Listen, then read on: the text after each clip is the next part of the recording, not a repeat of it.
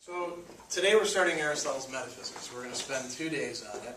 We could spend an entire semester, which is what some people do when they're in graduate school. They go over it line by line and look at it very carefully.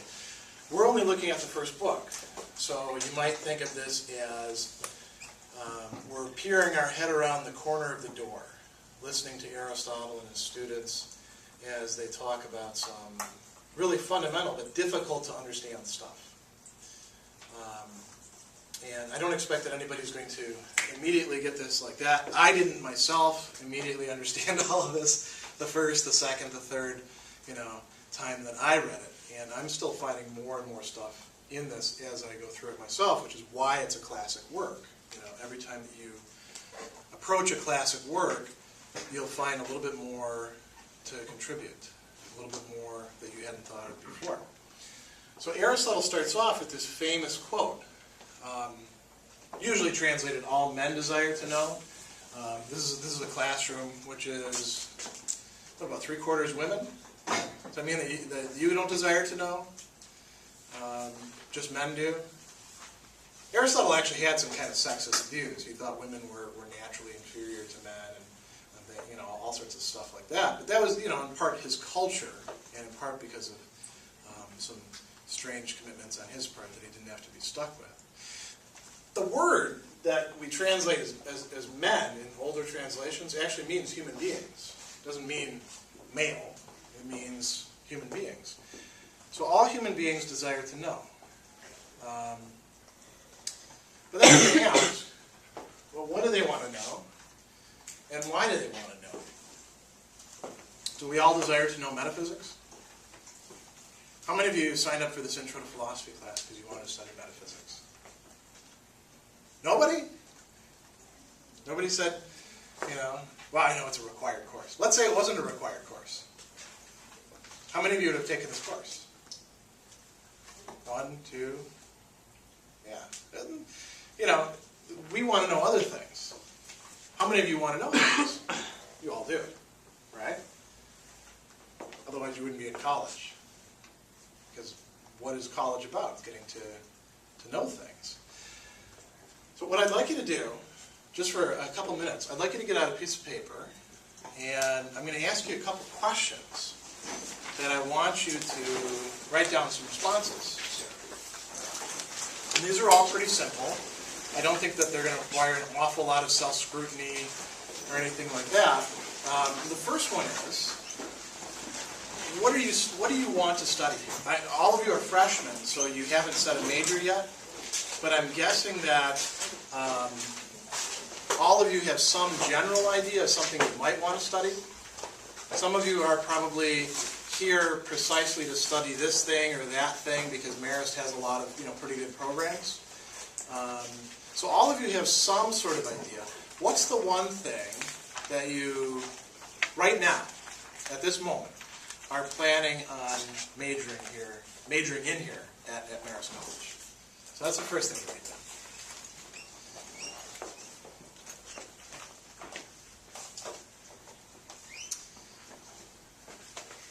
Has everybody got that down? Okay.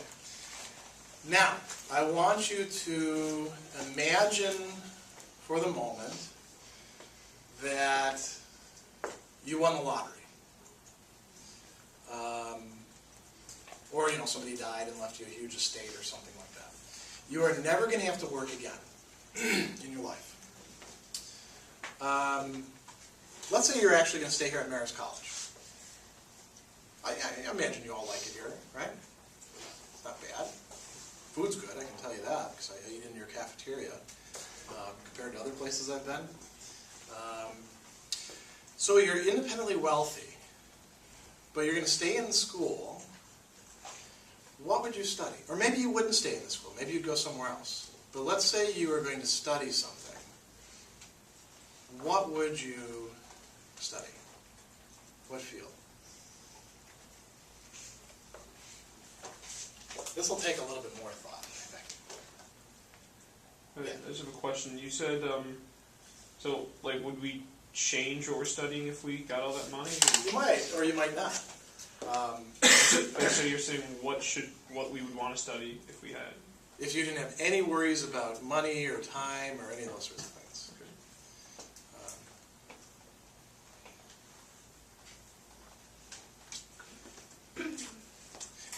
You're actually sort of getting ahead to the question I was going to ask by sort of a show of hands. How many of you, if money was no concern whatsoever, would study exactly the same thing as you're planning on studying?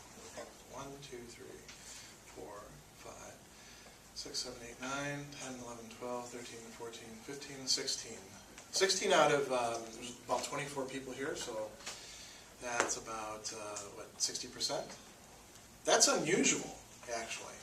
A lot of the places that I've taught before, most of the people that were there were going into fields, and why were they going into the fields? Because they figure those are where the jobs are, or they're profitable. And they're not particularly interested in this particular thing, but it's a means to an end, earning a good living. Usually not the case, say, with art students, music students, because it's hard to make money with those, and very demanding. But a lot of students, yeah, that's what they do. Okay, so I have one other question for you. I want you to write down what you think your two most indispensable for your life, for how you live, your two most indispensable pieces of technology are.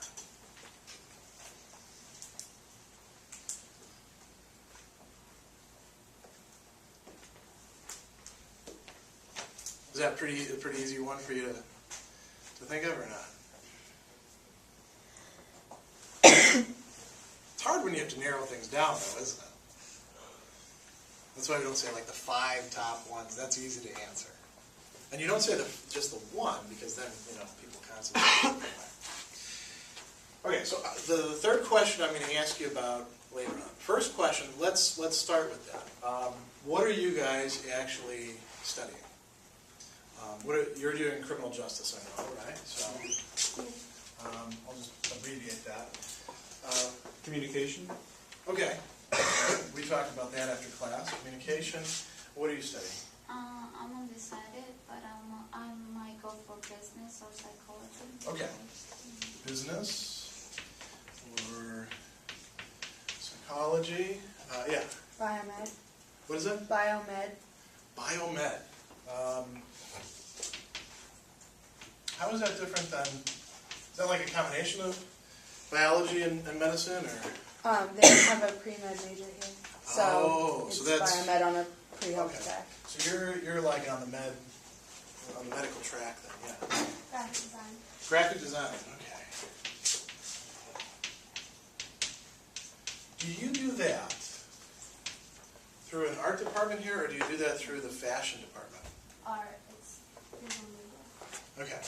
So I know that they've got this, they have these interesting signs up there. Property of fashionology. I didn't even know there was such a thing as fashionology, but apparently there is. I knew fashion, but I didn't know it was an ology. Yeah. What are you going to study? I'm undecided. Okay. No idea, no yearning or anything? Did you have anything that if money was no object, you would actually study? Social work. Oh, that's interesting. That's what my sister does, actually. Yeah. And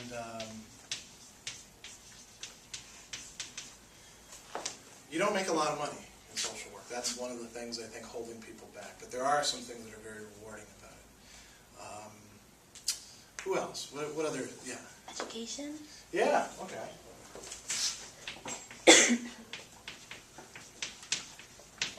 All right. Anybody else have any other ones that aren't up there? Yeah. Chemistry. Good. I enjoyed those classes as a kid. Yeah. And fashion merchandising, fashionology is a store. It's like a student-run store. Okay, so it's So it's not like a class or anything. I thought maybe it was a new discipline. In food studies, They have, and I didn't know about this until I got involved with culinary people. They have this whole field called gastronomy. And it's like the study of the history of food and all that. And I was like, well, why isn't it just history of food? No, it's gastronomy. So I thought maybe fashionology was something like that, the types of fashion. So fashion... Merchandising. Okay. I'm just going to put down fashion. What else? What else are people studying? What other fields are people going into? Did anyone else have anything that's not up here? For your majors? No? Who had anything for what they would do if there wasn't any, money was an object? Who had anything else besides these that they'd study? Yeah.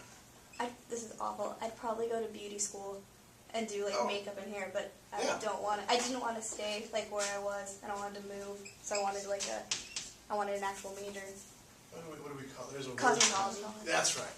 My mom, cosmetology. Close enough, we get it. Cosmetology. You know,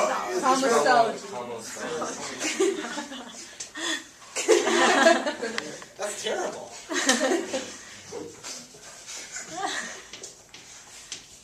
Oh boy.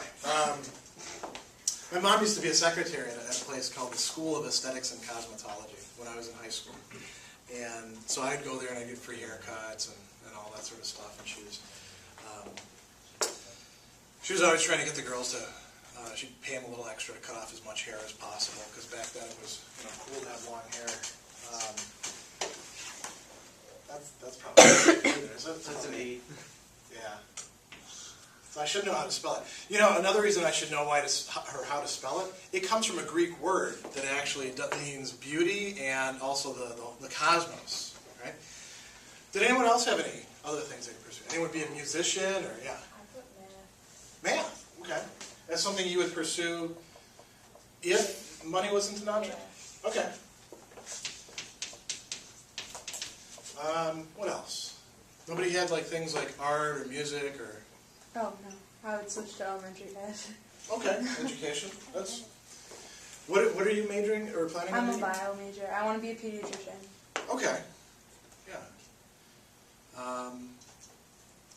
Did anyone have anything like any other sciences that they would like to study but they're not planning on studying, or any of the humanities? Anyone want to be a historian or a poet? Write literature? Make music? Any of these sorts of things? Anyone want to go to culinary school? Learn how to cook really well? Actually, a lot more than that, but learn how to run a restaurant, learn how to break things down. Okay, well, this is a good list to work with. Aristotle talks about arts and skills, disciplines we'd call them, and how they developed over time. How did they, in fact, develop? He gives you sort of a story. And this tells us a little bit about what metaphysics is going to be, because we're concerned with what wisdom is. Wisdom and metaphysics are going to be connected. Metaphysics comes very, very late in the game. And one of the things that, if you're taking an Aristotelian approach, you would do with things, and we're going to talk a lot more about this next time, is you ask the why question. Why are things the way they are? Why are things what they are? Why do we pursue them? And for each one of these arts, or sciences, or skills, or techniques, or whatever you want to call them, we can ask, what is the point of it? What, and this may be different for you than what the point of the actual skill is. Somebody might want to become a doctor in part because they want to heal people. That's what the goal of medicine is, right? Or they might want to become a doctor because they, saw, what's a medical show? I'm sort of blanking now. I'm thinking CSI, but that's more forensic. What's another one? General Hospital. General Hospital, yeah, soap. Or Scrubs. They see Scrubs and they say, yeah, that's the life for me. Although Scrubs is fantastic. they're pretty miserable. You like? I love Scrubs. Yeah, I do too. But I wouldn't want to live their life. So you can ask for entities, what is their point? Why do human beings do this sort of thing? And you might say just to make money, or for some internal gratification. Bless you. For instance, you might become a chemistry major because you really enjoy playing with test tubes. I knew a kid in high school who used to steal all the chemistry equipment. And he was, what's that? It was you? Yeah, he was really enterprising. I once saw him take a liter beaker out by sucking in his stomach and then, putting it under his sweatshirt.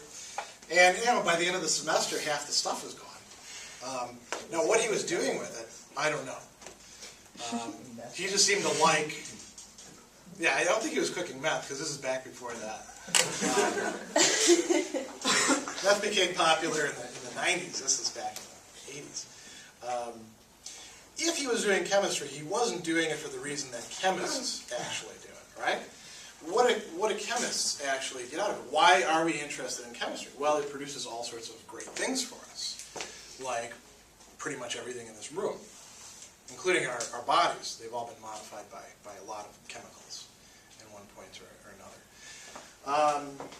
Business. You can say, why do people go into business? I want to make tons of money. But if that's really your case, you shouldn't go to business school.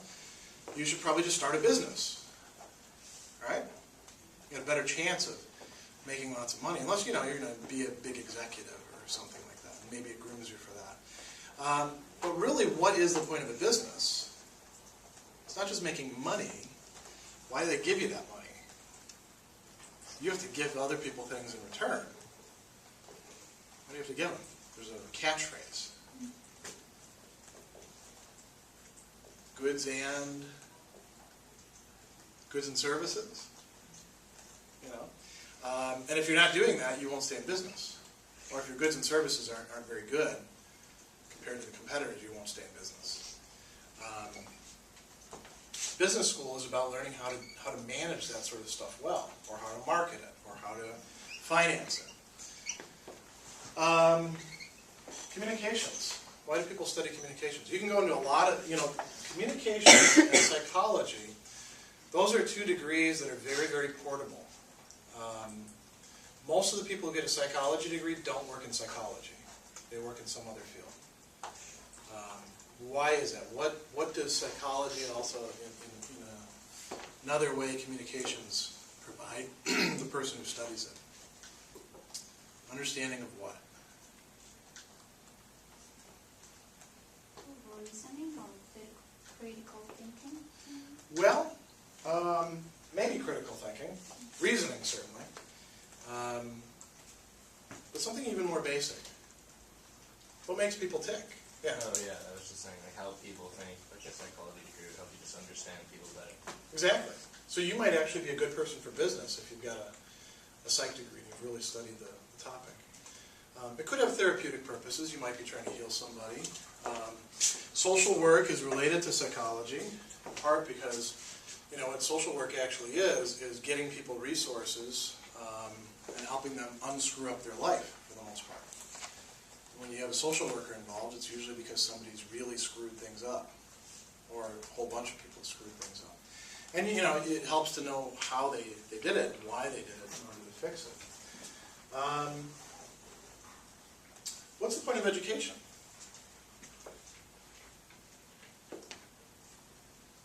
To teach other people.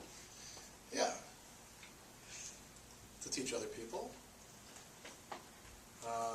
What? Whatever your topic is. All this other stuff, right? Education is kind of a funny field in that way. You can actually get a doctorate degree in education. But in order to really be an educator, you have to know some subject really well besides education. Otherwise, you've got nothing to teach anybody. But, there are good ways to teach people and bad ways to teach people. I knew when I was at Fayetteville State University, one of the old school professors, his pedagogical method was to yell at his students and to slam things around. And he gave them a lot of work, and then he would just yell at them. And I actually almost called security the first time that I was down the hall from him. because one of his students was raising his voice too. And I thought that there was like a fight breaking out. That's not good pedagogy, right? That's not good teaching. You've all had good teachers in the past, I assume, right? What did they do that helped you learn? What do you remember about them? They were probably nice, but that's not what makes you a good teacher. Through patience and Okay, patience. So they did the same thing over and over again with you, right? Walked you through it. Anything else? Did they seem prepared for the class when they got there? Or did they just kind of make it up as they went along? I've known some people who do that, who literally don't know what they're going to say when they get into the room. Fashion. What's the point of fashion? There is a point to it. What's that? Well, everybody wears clothes. Yeah, we all do wear clothes. We don't have to wear fashionable clothes, do we? No. You could all wear the same thing that I'm wearing. This could be our uniform. We could all have a maroon. This is maroon, right? This color, yeah. A maroon shirt, brown pants. We could all have vests like this. Maybe you guys don't have to wear ties. We take it easy on you until you get your BA or your BS, right? Or BPS. I know some of you are doing BPS degrees. So it's not just about clothes. What's it about? Marketing. Well, that's more the business end of it. Yeah, It like makes people feel better about themselves. yeah, that's key. People buy clothes because they think the clothes look good, and a lot of that's subjective, and and what looks good for you might not look good for me, and back when I remember my mom used to have lots of clothes. And there was this book that came out that was really influential in the 1980s for fashion, and it divided people into 4 seasons. Like, you might be a spring, or a summer, or a fall, and you have to figure out which one you are. Because if you're a summer, I forget how any of this worked. You have to wear these colors, and if you're fall, wear these colors. Well, what was going on there? That sounds kind of complicated, doesn't it? It's very complicated, and I do not understand what that was. Yeah. I didn't understand it myself either. And she tried to explain it to me. Well, what was the point behind it? What was the end, the purpose? It was to have people look good. And why do people want to look good? Because then they, like you said, they feel good. Right? We enjoy things. We get pleasure out of things that look good. That's aesthetics. Right? Cosmetology. Makeup. Why do people wear makeup? Just because it's part of the uniform and you have to wear it? No, because people want things to look nice. Why do we, care about, look at this classroom. This is not a particularly aesthetically pleasing classroom, but it's not bad either. The doors at least are painted, the walls are painted. I've taught in places where that's not the case. And those things affect people. The values of, not the values of our lives, but how our life is lived out, whether it's felt to be a good life or not, depends in part on those things. There's some legitimate value to it. Musicians produce things that we like to hear. Cooks produce things we like to eat. You could just eat oatmeal all the time and take pills, and you'd probably be okay, right? If you didn't take the pills, you'd get scurvy, but there was actually a girl, when I was in graduate school, down in southern Illinois, she got scurvy. She tried living on potatoes to save money, so all she ate was potatoes for like 2 months, and she got scurvy. Well, if you have vitamin C deficiency, which is very hard for us to have in this society because everything's got vitamin C loaded into it, right?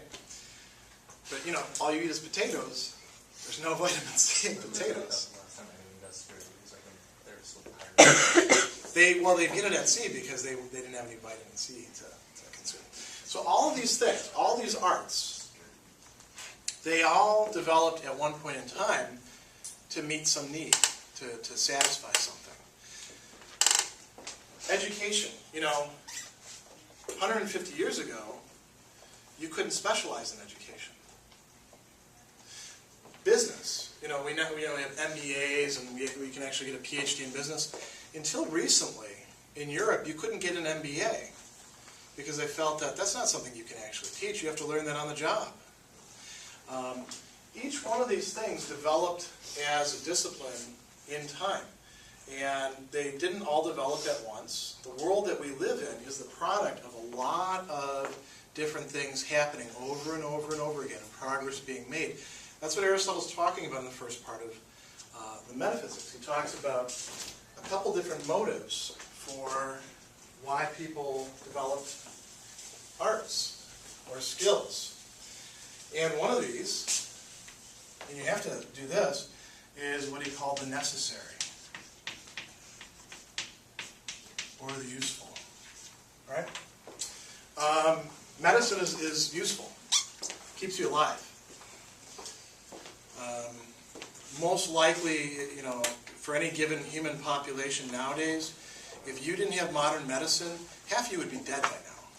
I know I certainly would. If we didn't have all the things that modern medicine provides us, you'd have died in some, epidemic, or when you broke your arm, you would have gotten, septic or something like that.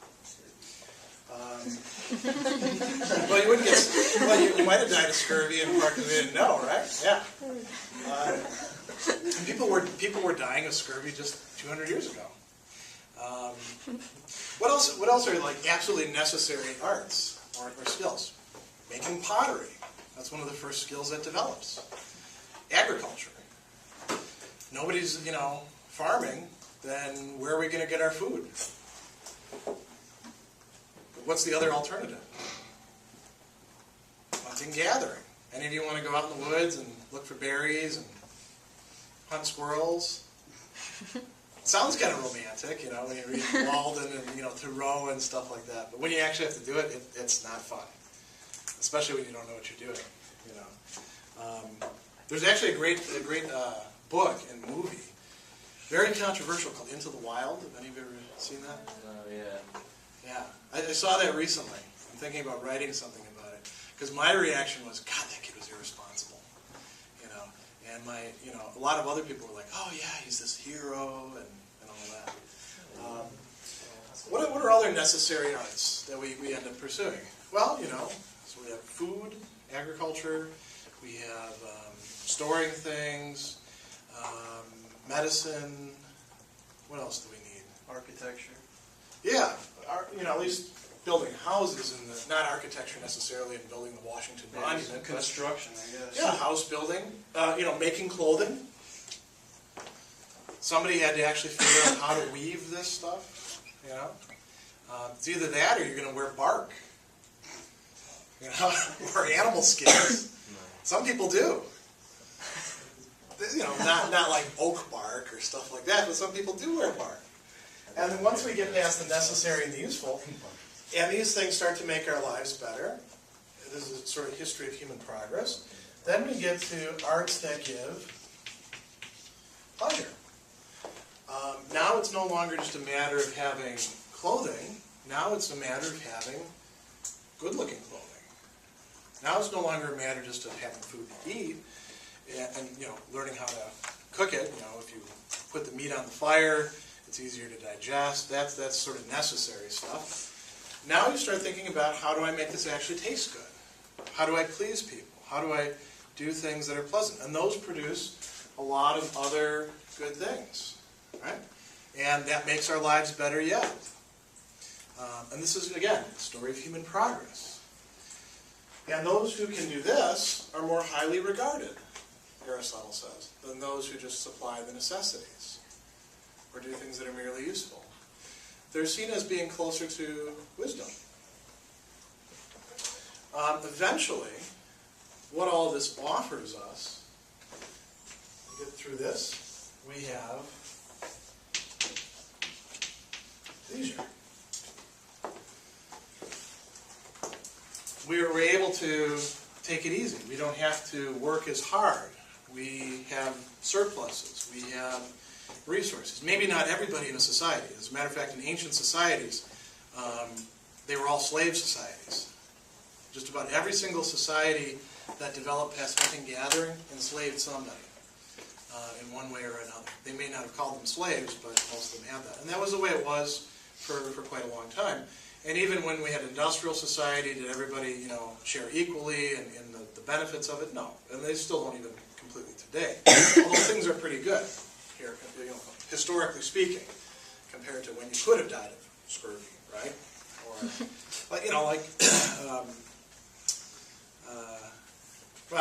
we can multiply instances, and I want to get through this. We have leisure. What does leisure offer you the possibility to do? You could just take it easy, right? Enjoy yourself. Is that the kind of action or response that continues human progress? Some people will do that. Maybe even most people will do that. Societies in which some people say, now I'm actually free to... I misspelled leisure too, didn't I? Societies where some people start to say, I don't have to work for a living. I'd really like to study this. I've always wanted to learn about this. There are some things that are intrinsically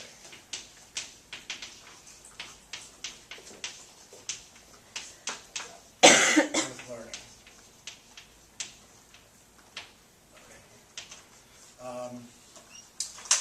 There are some things that people study not because they're going to get something out of it, but because they want to know about that, because the object itself draws them in.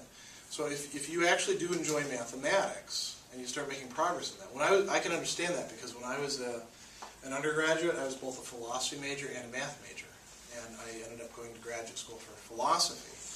But I understand the allure of these, elegant, beautiful, complex problems, concepts, all these sort of things, that once you put in enough time, they start to sort of unpack themselves for you. Just like, any of you that are, do any of you play music? Those of you that are musicians, you know that the more time that you put in with it, doing boring things like scales and all of that, suddenly things open up for you. And you see things, or rather you hear things and you feel things that you didn't before, and you come to understand them. Those are things that are intrinsically worthwhile. Given the chance to pursue them, people do. What often keeps them from being able to do that is being occupied with this stuff. Now, Aristotle talks about metaphysics in this life. Metaphysics is the one that's sort of at the top of the scale. So let's, for the rest of the period, let's talk about what is this metaphysics stuff, or discipline.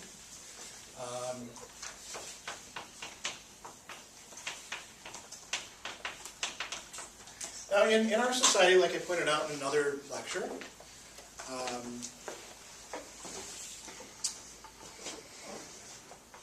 some people think metaphysics is crystals or past lives or stuff like that. And that is a certain type of metaphysics, but that's not philosophical metaphysics. That's just exploring the occult or things like that. Actually, though, before I go into this, I did ask you that second question, or that third question. So, what are the most important pieces of technology to you? What can you not do without? Yeah. So the internet, not a phone? That's interesting that you said the internet, because that is technology, and it's not yours. You don't own the internet, but you certainly make use of it. Yeah, now think about all the things that had to take place before the internet could come about. And then your phone, yeah. These things are awfully handy, aren't they? When I came here to Marist one day, and I forgot this is a day that I was here for the whole day. I forgot my phone at home. This has all my email stuff on it. It's how I access half of my social networks. Of course, I use it to call people as well. Take pictures, store data. When you leave something like this behind, you feel kind of naked, don't you? It's almost like leaving, for men, this behind. Any of you ever Misplace your wallet? That is scary, isn't it? This is also a piece of technology, though. The reason why I asked you this question about technology is I imagine that most of you probably said things like this, right? How many of you actually said your phone was your most important piece of almost every single one of you. Yeah. But this is technology too. Anything that human beings have made through art or craft or skill, Greek techne, that's where we get technology from, is technology. This is technology.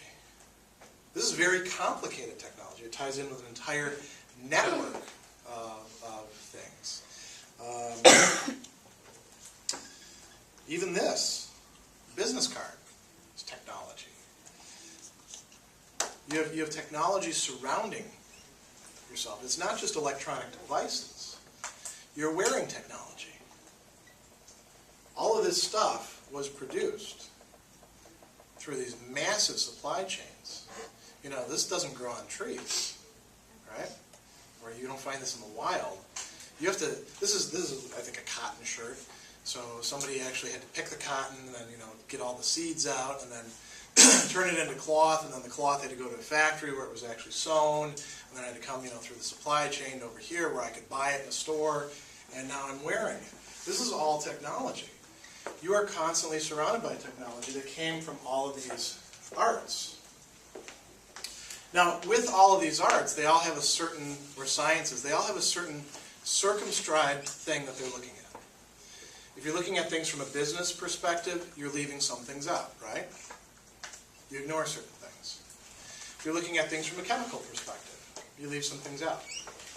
If you're a psychologist looking at people's emotions, you may look at them in a very different way than a neurologist watching brain states does. If you're an artist, you look at paints in a very different way than a chemist does, right? In all these cases, these arts and sciences are telling you questions about what and why. What things are, why they are the way they are, why they are that thing. Metaphysics is the science, or the art, however you want to put it, that studies all of it. And here's where we make a sort of shift. Metaphysics is about being. What is being? Everything around you. Yourself included. Your thoughts. Everything you will ever encounter in your existence. Everything you're not encountering in your existence is being. Being of one form or another. Here's a human being. Here's another one. There's another one. We have inanimate beings, right? We have other inanimate beings. We have beings that you can't see, like the thoughts in your head. They have existence, right? Your memories.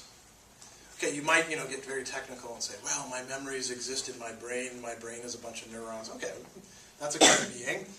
Your experience of it isn't, though. It's not something corporeal, necessarily, but it has being. The words that I'm speaking have being. Metaphysics is not confined to studying just one kind of being, or studying being in one particular way. It's looking at being, as another metaphysician later on said, being as such. That's a hard concept to wrap your head around. What do all these things that you experience, some of them you don't even experience, you just think of, like numbers, what do all of them have in common? That's what metaphysics studies. And one of the things that metaphysics does is it looks at what we call causes. And this is a concept you're familiar with, right? Let's take a real simple instance. So I've got this, what do we call these, cup jackets, cup collars. There's a word for it. Oh, sleeve. Good. Okay. What just happened? the cup sleeve fell. Why? Because I dropped it. Is that the whole story? Gravity. Gravity pulled it down. An event took place. We can look at that and we can say, what are the causes of these sorts of things? Let's think about another thing. I'm going to pass this around later on. This is one of my favorite books. And I don't just mean favorite in the sense that I really like this particular book in general, and I could buy another copy of it, and, I like Shakespeare's Hamlet. And it doesn't matter whether you give me one that's got gold leaf or, on an iPhone or something like that. I like Shakespeare's Hamlet. This is actually a book that has this particular object I really like. This is one of the ones I read when I actually have reading time to do so. And one of the reasons I like it is I can get something out of it that a lot of people can't, and I saved this from destruction when they were throwing it out. The library was actually getting rid of this, in part because very few people can read this anymore.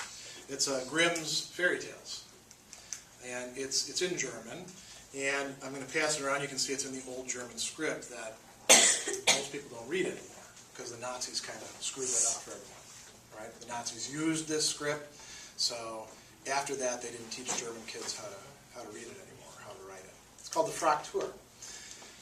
Now, how did this come to be? You can ask that in a lot of different ways. Think about this physical object. You can ask a lot of questions about this when you ask why. First of all, what do we know about this? What can you tell me? It's a book. It's a book, right. So it has a certain shape or structure or form, right? A book is different than, say, an iPhone. Can you open up an iPhone? Well, you can take the cover off. A book you can actually open and go through. It has a particular structure, a shape to it, right? Remember what I said books were before they were this sort of thing? This is what we call labellum. What were they? Scrolls, right. And that had a different form, a different shape. But you notice it had the same function, didn't it? What is this made of? Paper. Yeah, for the most part. I think I don't know, I guess the outside cover part is a different kind of paper, I think. There's some other things, ink, glue, whatever else is in books, I don't know. I'm not a bookmaker. That's a different question, though. What is it made of than what is its shape or form? What else can you ask about it? How did this come to be? This particular physical object. What sort of processes had to take place? We have to write it. Yeah, no, that applies to all of Grimm's fairy tales. What about this particular object, this physical object? It's made out of some stuff. Can you just take a bunch of paper, put it out there, and say, "Here's your book"? Has to go to a publication company. Yeah, there's a publisher, and the publisher does a bunch of stuff to it, right? Originally the pages are not like this; they're these long things, and they stamp it with a printing press. Nowadays, they use laser printers, a little bit more, clean process. But what were you gonna say? Efficient. Yeah, but it's the same idea that you take the paper and you change it in some way, and then you put it all together. I think this book is actually not just glued but sewn. You can actually see that when you look at this older books. This is why older books tend to last a long time. They're actually sewn into the cover. So somebody actually had to make this object. And then you can also ask, what's the point of this? Why does this object exist? You can say it exists in part because it's made of paper and all that. It exists because it's in this shape. It exists because somebody actually took the time to fabricate it. Why did they do that? What's the point of a book? Some people think the point of a book is to sit on a shelf, right? every generation, there's a lot of people who buy lots of books, and they put them on the shelf, and they think, this is going to make me smart. Because, now I own the knowledge in this book. Do you really own the knowledge in the book? Not until you read it. There you go. Not until you read it. The purpose of the book is reading, and there might be other purposes, to give pleasure. Like Grimm actually, or the Grimm brothers, do you know what one of their reasons for writing this book was? Anybody student of Germanic languages or anything like that? These are all fairy tales and household tales, Hausmärchen. And these were stories that had been told orally by lots of people for generations. And because of industrial society, the Grimms realized, hey, the people who are telling these stories, they're going to die out, and they're not going to pass these stories on. And these are some really great stories. So we had better, get with these people and write these stories down, and that's exactly what they did. And a lot of the things that you see, coming from, say, Disney, are Grimm's tales with some of the gory parts taken out. Like Cinderella, for example. This may gross you out a little bit. In the real story, Cinderella's sisters don't just have a bad time.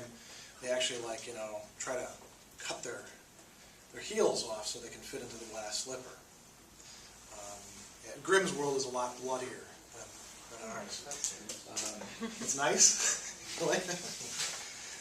In some ways, it's more fitting. They were really mean to her, weren't they?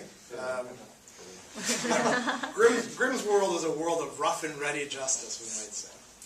But for any object, you can think of it. For this, I don't just mean this cup. I mean this coffee. You can ask about its being.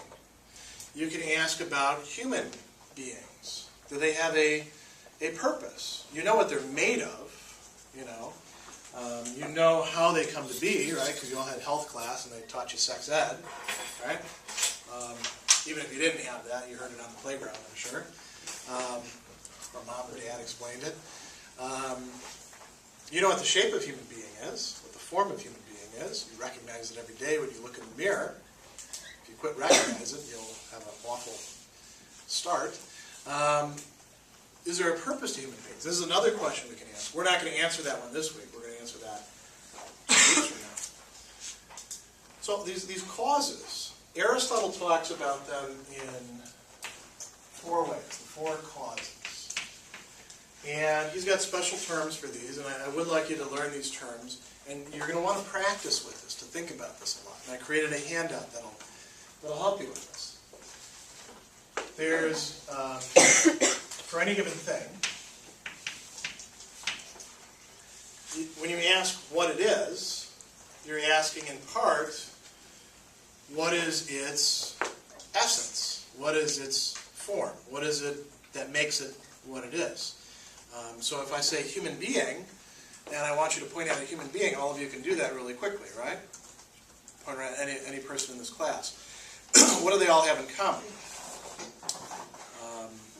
What is their form? There's a couple ways we can look at this. You don't have to answer that right now. I mean, one would be the shape, right? If somebody comes in here and they've got tentacles, they might not be a human being. Somebody comes in and they've got 18 eyes, or spider legs, or something like that. I mean, they could be a superhero or a supervillain, perhaps, right? We have these imaginary things, but in real life, we would be tempted to say they're not a human being. Somebody comes in and they're on all fours, and they're hairy, and they have a long snout, and lots of teeth, and they bark. Is that a human being? Could be. Probably a werewolf. A werewolf. Could be. Probably just a dog, but it could be a werewolf. Could be a human being dressed up in a strange costume. But so there are certain things. The thing has what we call a formal cause. It has a particular structure. Why is this a book? And, well, I mean, this wouldn't work because it's coffee. Why is this a book? And this is not a book. this is made of paper, this is made of paper, this has a particular structure, right? It's things put together in a certain way. Think about your human body. Or think of, well, let's not gross you out, actually. Think about cows instead, right? You guys like hamburgers? I love hamburgers myself. You are eating a piece of a cow when you eat a hamburger, right? Yeah, that's one reason a lot of people don't like to eat hamburgers, because they think of the poor cow. And they say, oh,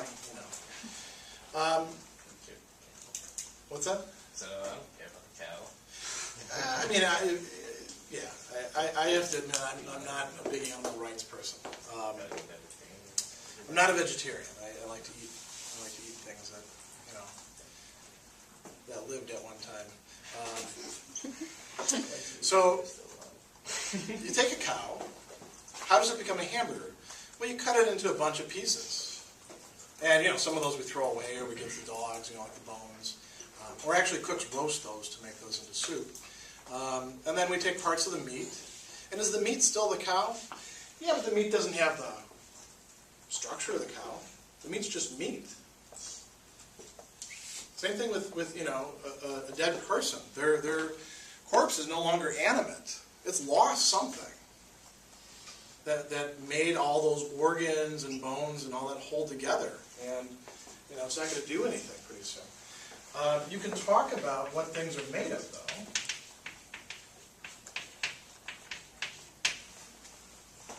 As their material cause. That's why they are the way they are. Think about meat again. Hopefully none of you have ever had bad meat, all right? But if meat goes bad, it's not really the same thing. Its material structure has broken down or has changed. Would a book like this, made out of, what could substitute for paper? Some sort of plastic, right? It would still have the same formal structure. Let's say it has all the letters. I should pass this around too, so you guys can take a look at this. I brought it in specifically so you guys could, actually look at it and think about these causes. It would have a different material cause, though, wouldn't it? Let's say we can actually, in a science fiction world, make a human being exactly like, say, Mr. Kuhn, a replicant of some sort. We'll make him out of non-human things, make him out of plastics and rubber and who knows what else. But he has exactly the same characteristics as Mr. Kuhn. It still wouldn't be exactly the same thing, wouldn't it? Because it wouldn't have the same matter. It would have a different material cause. What else? We can talk about what Aristotle calls the efficient cause. That which makes the thing come to be. And when some efficient causes are sort of unintelligent, right? When I dropped the sleeve, did gravity think, oh, crap, I got to get on this. Let me pull this thing down. No, right? Gravity is not an intelligent cause, but it is an efficient cause. It makes things happen. When there is some sort of intelligence at work that we can discern, when there's some sort of purpose, then we have what we call a final cause. And all four of these, Aristotle says, he might be right about this or he might be wrong, but this is the thought I want you to try on for a while. If we take all four of these and we understand them thoroughly, if we understand them adequately, we understand what a thing really is. Much more than just saying, that's a book. If you know that the purpose is to be read, a bookmaker, structure of a book, paper and glue and stuff like that, now you actually know a lot more about that object. let's think about this in a few other cases, and then we're going to do a lot more of that next class. A sickness, a disease. What is it, that a physician actually studies when they're trying to figure out what's going on with it? Let's say a virus. You're all familiar with viruses, right? You've all had them, and you had enough basic biology to know that a virus is different than a bacteria. What does a virus actually do? What is a virus, first of all? Anybody? Something that makes you sick, right? Does it want to make you sick? Viruses don't have wants, actually. They do have a final clause, though. Do you know how a virus actually does make you sick? It's different than bacteria. Viruses go inside your cells. They're really, really tiny. As a matter of fact, there's debate about whether they're even alive or dead. Don't they try to change like the DNA in each little cell, like that they affect? Exactly. They go inside the cell and they inject a bit of their DNA into your DNA or a dog's DNA or whatever, a pig's DNA. And what does that do then? Screw up that cell. It screws up the cell, but it screws it up in a very distinctive way. Why does the virus actually do that? Because the cells reproduce, so it spreads. Say that again? The cells reproduce, so the virus spreads. The cells reproduce what? They don't reproduce themselves. What are they? Like copies of themselves. Copies of what? That virus. Exactly. Cells normally make copies of themselves, right? The virus comes in and it takes over the code and it makes hundreds of new viruses.